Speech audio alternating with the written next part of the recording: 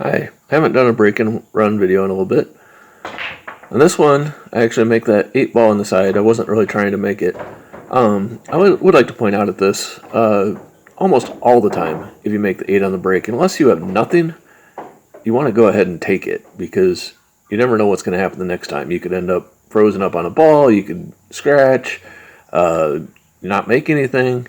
You know, there's a lot of things that could happen. So almost all the time I say, pick something, go ahead and take it, play it safe, whatever. I mean, you might not be able to run the rack, but you want to be able to have the next turn at the table. So I'm kind of looking back and forth. Those stripes that are down here by the 7 in this corner kind of make me think that I want to take a solid to start with. So I go ahead and start with that 5 ball. I'm going to go ahead and play off the rail. I was actually planning on shooting the 2 next, but I got rolled a little too far. I could shoot it still, but I go ahead and choose to shoot the 4 instead. At this point, I'll just kind of go across the table and go ahead and shoot the 2 next. I'll use high right on this because I kind of want to get over here and be able to shoot this 7 ball at some point. That 7 ball is kind of tucked in there where it's a little bit hard to get at. Still a lot easier than those stripes, but... And here I did something a little unfortunate, and you'll notice I never look at this. From behind the shot over here, it looks like I can make that 7 ball just fine. Once I actually get over on the other side later, I realize I can't. But I go ahead and I shoot that 6 ball up. So this could have been a pretty big mistake mentally with the 7 ball, but what I'll do is I'll shoot this 5 with draw, come back, shoot that 1, and get over on the rail, thinking I can make that 7 nice and easy. But it doesn't necessarily go clean. So I do get on the rail, and then at this point I walk around, I'm like, oh crap, I can't really make that 7. But I go ahead and load it up with a bunch of right English trying to throw that 7 in, and I hit it pretty soft, and I get fortunate because I get a double kiss on this. So I'm using right English, and I throw it towards the pocket, and it almost goes in, then the cue ball bumps it in.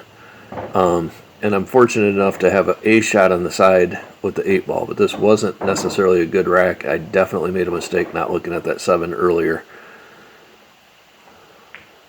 And that's one of the important things. You got to be looking around at the whole table. You can't just look at one ball sometimes and think that you've got it. On the second rack, I think I made the 4 and the 2.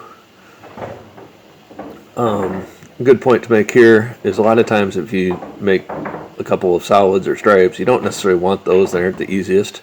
So I go ahead and I shoot the 10 because it was about the only first shot I had that was easy. I might have been able to cut that 6 on the side too.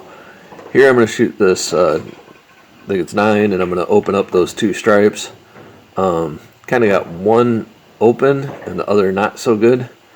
So I'm going to go ahead and shoot this 12 and use some high inside English to try to get that 11 open. I did get the 11 open now. I'm going to hit this 14 real soft in the side and drift up just enough to be able to hit that 13 in the other side. So I get just past that, I think it's 5 or 3. It's a 3 ball. And then I'm going to be able to shoot that 13 ball in the side, drift up by the 7 to be able to shoot the 11. And then this is a pretty textbook from here.